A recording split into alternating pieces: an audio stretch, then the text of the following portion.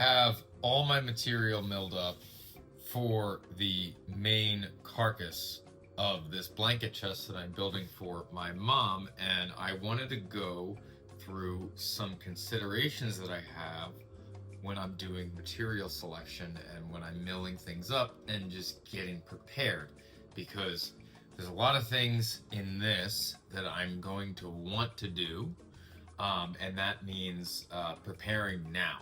Preparing now is going to make things a lot easier later, especially with some of the things I want to do that are pretty cool and make it seem like the stuff that I do is a lot more complicated than it actually is. So, anyway, I want to dive into that right now. So when I'm looking to build a blanket chest, I'm mainly, if I can find it, looking to do a one board blanket chest. Now that's not really possible for most chests that I'm building or that you will be building, because you won't be able to find boards that are wide enough. Typically I make them about like 20 inches wide-ish. Around there, it doesn't matter, like give or take.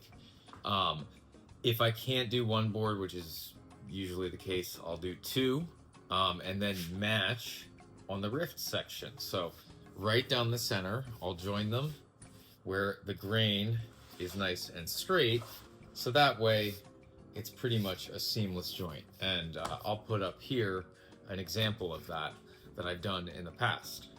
Right here you can see I have a nice, big, beautiful, defect-free piece of white pine.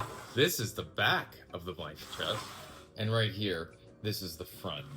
The back has a little bit more sapwood on it, so that's why I push it to the back.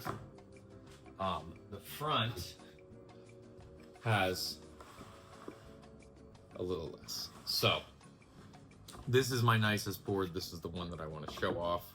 This is the nicest face on this board. So I'm going to be putting this as the outside. And I lay all my boards out right now. So that means not just picking out what the front and the back are, but picking out where the sides will join them, right? So laying all those out, you can see I have a 1 right here, and there's a corresponding 1 on the board that will be joined to this. And I do spend a lot of time laying out to make sure that things are going to look nice and continuous, or as continuous as they can get across that joint. That's what makes a difference between good and bad work. What I have here is one of the sides, and what I did was I milled it up to the exact size and width and length that I needed it to be, and then I ripped this section off because this chest is going to have a drawer on the bottom of both sides. So both sides, there's going to be like a top with a false bottom and then a drawer underneath it, and I want to use the piece right here for the drawer front, right? So that way the grain is continuous. So there's a little bit of preparation there, right? Well, I'm probably not going to actually use the entirety of this for the drawer front, because what I'm gonna do is take this and resaw off a veneer from this, and then what I can do is use that veneer to put some marquetry on here, and then what I'll do is maybe take the piece from behind it and dovetail a drawer box, using through dovetails, and then I'll just laminate on the marquetry sheet back on here, and then when I have my chest all together, I will have nice continuous grain on the side, because this is one piece, right? And there'll be marquetry on here, and it'll look like it's been inlaid on a drawer front. None of that stuff takes all that long, like making sure that the joint looks nice in the center, and doing 2 boards or trying to find 2 boards. That doesn't take too long, it takes a little bit of time. And laying out your boards to make sure that the grain is nice and continuous, and planning for drawer fronts and things like that. Just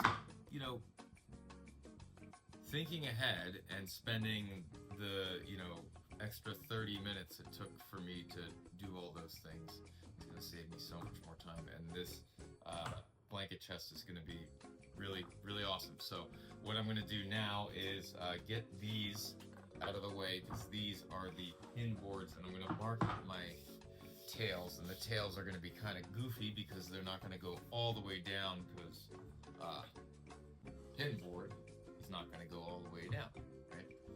Because there's going to be a drawer here. Whoop, whoop, whoop. Anyway, figured I'd share that.